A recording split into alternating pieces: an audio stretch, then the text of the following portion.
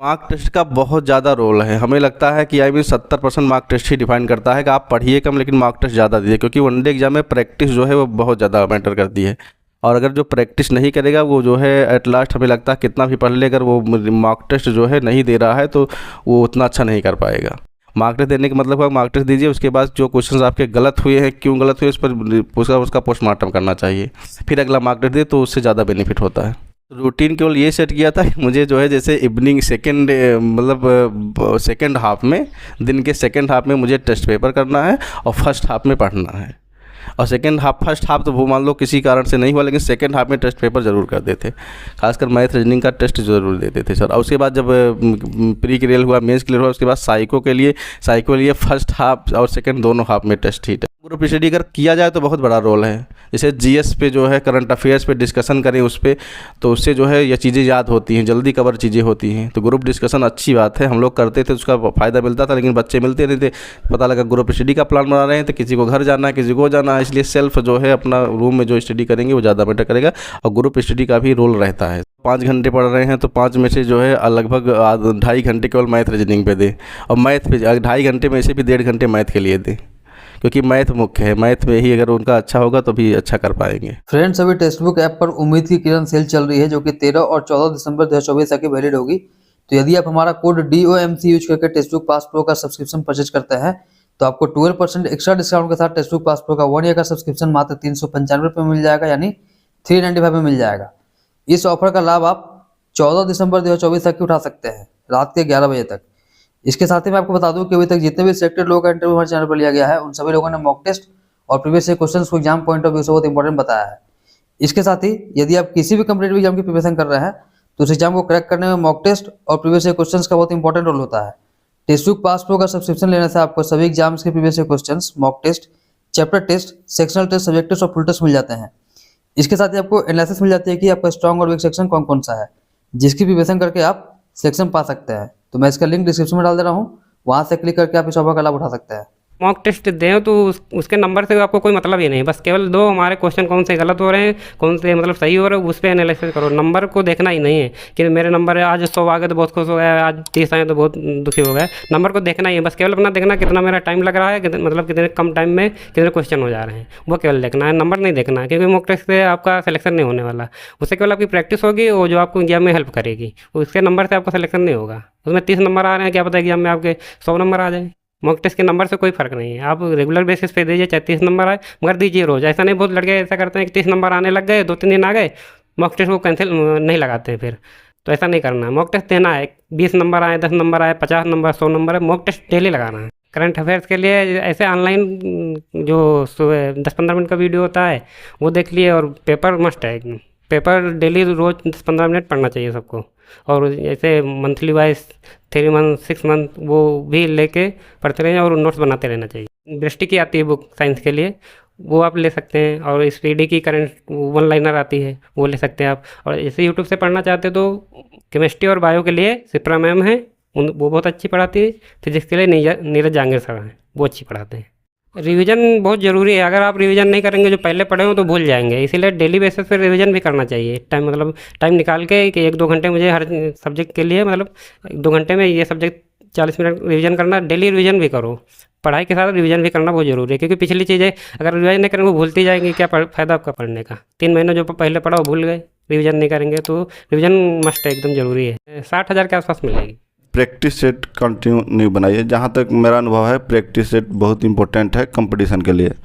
वो आपको एक्यूरेसी और टाइम का मैनेज करने में सबसे अहम भूमिका निभाता है। मान लीजिए आप 100 क्वेश्चन का सेट बना रहे हैं, प्रैक्टिस कर रहे हैं, 70 नंबर आया, फिर अगले दिन बनाया उससे 72 आया, 75 आया, उसमें फिर वो आप उस प्रैक्टिस सेट को जब एनालिसिस कीजिएगा तो पता चलेगा कौन सा टॉपिक कमज़ोर है मेरा, फिर उस पर फोकस कीजिएगा तो वो बेहतर होगा। रेलवे में जो है, आप अगर NTPC का एग्ज़ाम देते हैं और ग्रुप डी और टेक्नीशियन का देते हैं, दोनों में थोड़ा सा डिफरेंस है। GK का पोर्सन जो है, तो ग्रुप डी और टेक्नीशियन में आपका साइंस का पोर्सन ज़्यादा रहता है, और NTPC जो है ना, उसमें आपका मतलब साइंस थोड़ा सा कम रहेगा और स्टैटिक GK थोड़ा ज़्यादा रहता है। और ग्रुप स्टडी मस्ट इम्पोर्टेंट है GK के लिए। नहीं तो जीके आज याद कीजिएगा, कल भूल जाइएगा। स्टार्टिंग में तो काफ़ी डिप्रेशन का सामना करना पड़ा, एक के बाद एक सिलेक्शन नहीं हो रहा था। उसके बाद जब सिलेक्शन हुआ तो एक के साथ कई एग्ज़ाम भी क्रैक हुए। उस टाइम लेवल कुछ अच्छा था, खुशी थी बहुत ज़्यादा, लेकिन हमने इसको ही चूज किया था। फिर कुछ टॉपिक्स अगर हमें नहीं आ रहे, टेस्ट में कम स्कोर कर रहे हैं, तो हमने यूट्यूब की हेल्प ली है।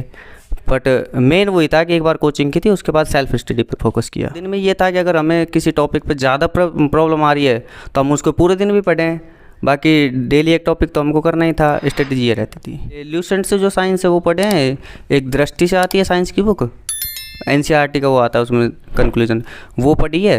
बस सबसे पहले तो आप कुछ भी पढ़ रहे हो तो उसके नोट्स ज़रूर बनाएं और उन नोट्स को रिवाइज करते रहें। अगर आपके पास ज़्यादा नोट्स है तो महीने में एक बार रिवाइज होना ज़रूरी है। अगर छोटे नोट्स हैं, आपकी कोचिंग अभी चल रही है, तो आप वीकली उनको जरूर रिवाइज करें। मॉक टेस्ट बहुत इंपॉर्टेंट है। सबसे ज़्यादा बड़ी बात तो ये है कि मॉक टेस्ट से सेल्फ कॉन्फिडेंस आता है और हमें पता लगता है कि हमारा लेवल क्या चल रहा है। ये भी नहीं है कि मॉक टेस्ट में अगर कम नंबर आ रहे तो हमें डिमोटिवेट होना चाहिए, बल्कि उसको ऐसा लेना चाहिए कि हमारे नंबर किस में कम आ रहे हैं, तो उस टॉपिक को और अच्छे से क्लियर करके फिर दोबारा उसी टॉपिक के टेस्ट दीजिए। आपको टाइमिंग मैनेजमेंट के लिए और सेल्फ कॉन्फिडेंस के लिए एग्ज़ाम में ज़्यादा हेजिटेट नहीं हो, उसके लिए आपको मॉक टेस्ट देना ज़रूरी है। जो रेलवे के जो पिछली वैकेंसी जी, ग्रुप डी का, NTPC का, जो भी वैकेंसी थी, सबके हमने ऑनलाइन टेस्ट लगाए हैं टेक्स्ट बुक। जो भी बच्चे अभी रेलवे की तैयारी कर रहे हैं या NTPC की, ग्रुप डी की, तो कैसे स्टार्टिंग करें? मतलब उनको अगर जॉब के लिए जज्बा जगाना है तो कैसे, कहाँ से स्टार्टिंग करें और कैसे पढ़ें, थोड़ा बता दीजिए। तो पहले तो आप डिसाइड कर लीजिए आपको करना कौन सा जॉब है, क्योंकि इसमें एक बहुत बड़ा कन्फ्यूजन होता है। आप मान लो एक PCS इस तरह की तैयारी कर रहे हो, एक आप सेंटर कर रहे हो, तो सेंटर का लेवल थोड़ा अलग है और PCS में थोड़ा और जुड़ जाता है। उसमें सेंटर का थोड़ा लेवल कम होकर PCS को जुड़ जाता है, तो उसमें बहुत थोड़ा डाइवर्जन हो जाता है कैंडिडेट्स के लिए। अगर आपकी बहुत ज़्यादा स्ट्रेंथ है तो आप दोनों मेंटेन करिए, वरना फिर आप एक पर रुके रहिए, या तो स्टेट करिए या PCS करिए। जैसे अभी बच्चे तैयारी कर रहे हैं तो मैथ के लिए अलग अलग सब्जेक्ट के लिए कैसे बेसिक कौन सा बुक पढ़ें, या ऑनलाइन करें या ऑफलाइन करें अभी कम समय में? देखो वो अपनी कैपेसिटी के ऊपर है। अगर आपको मैथ अगर कोई फर्स्ट टाइम कर रहा है तो उसको थोड़ा कन्फ्यूजन आएगा, क्योंकि हमने जो स्कूल में, कॉलेज में जो मैथ पढ़ी है और ये मैथ पढ़ी है, ये बहुत शॉर्ट है, और स्कूल कॉलेज वाली मैथ बहुत थोड़ी लेंथी थी। तो एक बार आप कोचिंग वगैरह ले लेंगे तो आपको अच्छा रहेगा, शॉर्ट में हो जाएगा जल्दी से। या फिर आप चाहो तो बुक से सेल्फ स्टडी कर सकते हो, पर कोचिंग से आपको ये कि थोड़ा डाउट नहीं मिलेगा, थोड़ा गाइडेंस मिलता रहेगा और थोड़ा अच्छे से मैनेज कर लोगे। उसके बाद आप अपना सेल्फ स्टडी करिए। सेल्फ स्टडी बहुत ज़रूरी है। सेल्फ स्टडी अगर आप सेल्फ स्टडी नहीं कर रहे हो और कोचिंग कर रहे हो तो आप 10 बार कोचिंग कर लो, कोई फ़र्क नहीं पड़ेगा। सेल्फ स्टडी करोगे ना तो एक बार कोचिंग में निकाल लोगे आप। जो भी बच्चे तैयारी कर रहे हैं उनके लिए मोटिवेशन के लिए कुछ बता दीजिए। भैया सबसे पहले तो अपने घर वालों की स्थिति देख लो, और उसके बाद आप अपनी स्थिति देख लो कि भाई अभी हमारी स्थिति ये, अगर 10 साल बाद मान लो हम कंपटीशन में 10 साल निकाल देते हैं और उसके बाद हमारा नहीं होता है, तो सोसाइटी में हमारी कोई इज्जत नहीं करेगा। वो बस यही बोलेंगे आपने टाइम पास किया है, पढ़े हैं नहीं। अगर आप लग गए हो ना तो आप सब बोलेंगे कि लड़का बहुत पढ़ा हुआ है, पढ़ता था, लेकिन नहीं लगे, 10 साल तक आपने खूब पढ़ा है और नहीं लगे, तो फिर आपकी थोड़ी सी इमेज डाउन हो जाएगी सोसाइटी में। लोग यही समझेंगे पढ़ता नहीं थे, घूमता रहता था।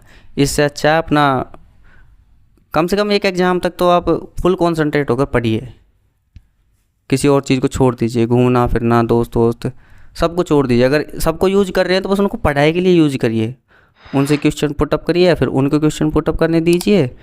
मतलब स्टडी, हर चीज़ में स्टडी लेके आ जाओ बस, तब तो वो सब ठीक है। अगर वो सब चीज़ ये एडजस्ट नहीं कर पा रहे तो आप उनको छोड़ दो 6 महीने के लिए, कोई दिक्कत नहीं है। बाद में वो आपको मिल जाएगा, वो कहीं नहीं जाएंगे, बस एग्ज़ाम निकल जाएगा इस चक्कर में।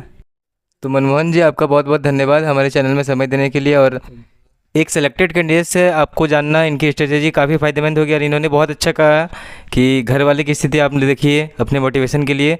आपका बहुत बहुत धन्यवाद चैनल में समय देने के लिए। Thank you sir.